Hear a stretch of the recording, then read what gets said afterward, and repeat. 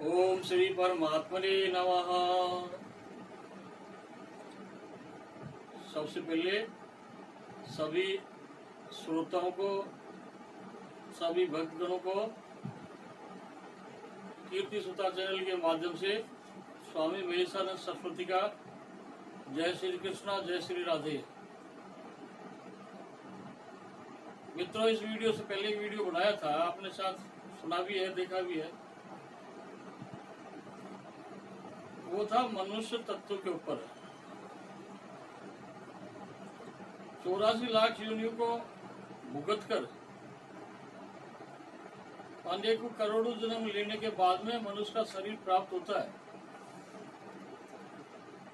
और उसमें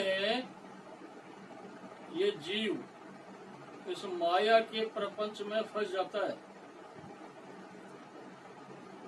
और ईश्वर को भूल जाता है। क्योंकि किसी के ऊपर आपदा आती है, कोई कष्ट आता है तो वो भगवान को याद करते हैं, ये ईश्वर मुझे बचाओ, देवताओं को याद करते हैं।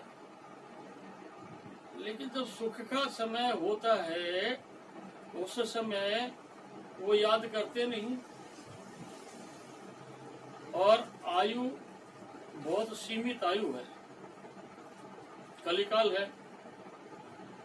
ये तो नहीं है कि सतयुग में 1 लाख वर्ष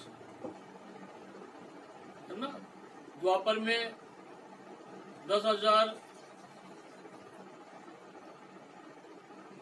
त्रेता में 1 लाख और कलयुग में तो 100 साल की आयु का वर्णन है। लेकिन अभी आगे जो कलयुग आने वाला है, घोर कलयुग जो आएगा, उसमें आयु 100 से घटती घटती घटती 15, 20, 30 पर ही अटक जाएगी। तो फिर जीव का कल्याण कैसे होगा? ना तो तपस्या कर सकोगे, ना ज्ञान सीखोगे, ना वेदों का अध्ययन कर पाओगे। तो एक सरल मार्ग है। तुलसीदास जी ने रामचरितमानस में बहुत सुंदर एक दोहा है, कलयुग केवल नाम आधारा, सुमर सुमर नर उतरहि पारा। आजकल बहुत से लोग हैं जो YouTube पर अलग अलग तरह की व्याख्या कर रहे हैं। मेरा सबसे निवेदन है, इस सनातन धर्म का प्रचार करना अच्छी बात है,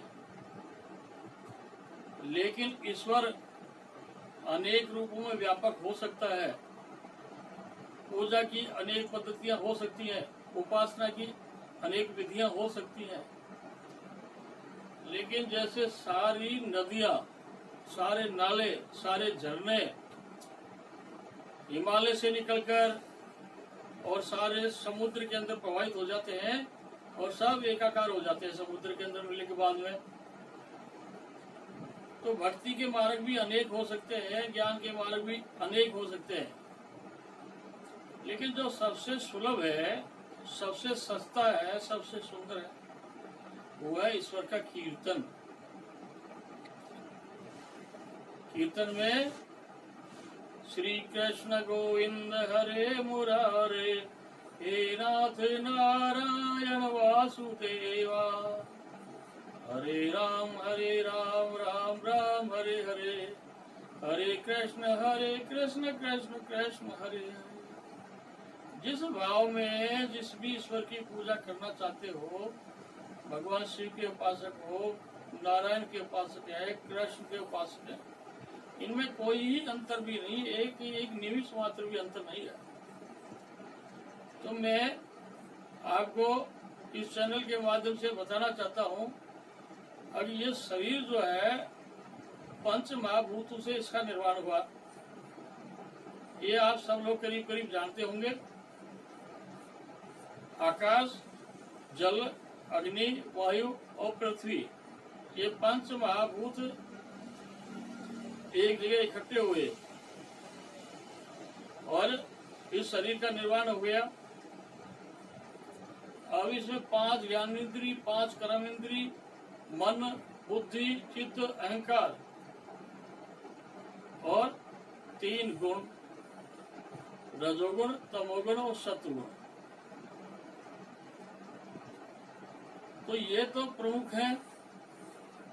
और जो तुमको दिखाई दे रहा है ये फिजिकल बॉडी, इसके ऑर्गन दिखाई दे रहे हैं आपको आंख भी दिखाई दे रही है, कान भी दिखाई दे रहा है, हाथ भी दिखाई दे रहे हैं, सारी इंद्रियां दिखाई दे रही हैं, लेकिन इनका नियंत्रण करने वाला कोई और है।